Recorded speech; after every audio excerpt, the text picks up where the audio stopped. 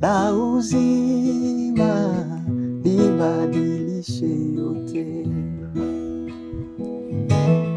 hata usiyafanye hayo yote, bado nitaamini.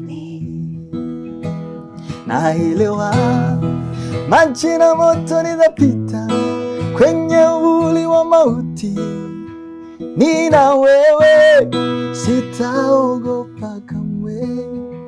Mungu wangu wanishika mkono, wautuliza moyo wangu, sina mashaka, wanibeba mgongoni. I wanted to go to study music in the first place because I was, on fire of the ministry. Yes. After I finished high school, my prayer was, Father, after this, I'm going to America to go to learn music. Okay. And you know what God did? He told me, no, you're not going. At the last day of my school, he told me, you're not going there. I'm sending you somewhere else, but you will learn about me. Mm-hmm. And I went to India to school to study pharmacy. Really? Yeah. Mm-hmm. And funny thing, I hated it. I didn't like it. When I was there, I was like, when I landed, oh my goodness. I was like, where am I? Yes. Who is here?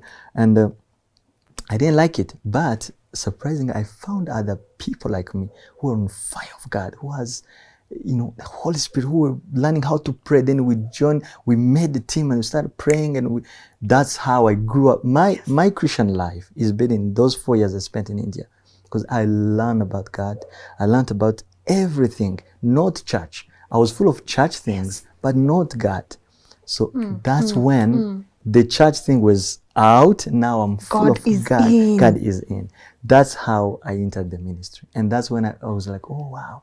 And most of my amazing songs, I wrote them there in India. Oh, but relationship? Relationship.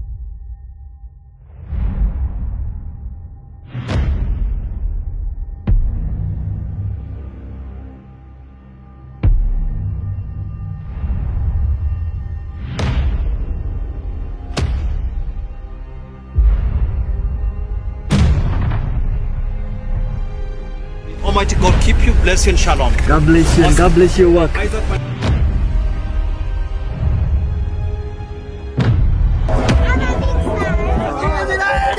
Welcome home.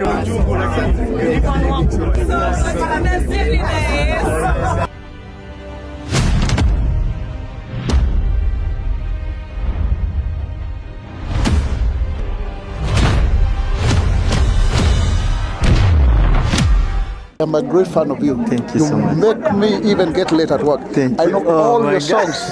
Yani mimi nakupenda tu sana. Asante. Piga hii. I am a great fan. Thank you.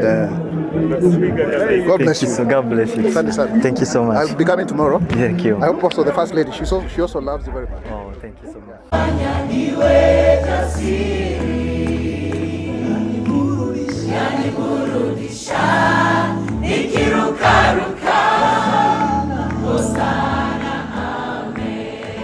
One more time.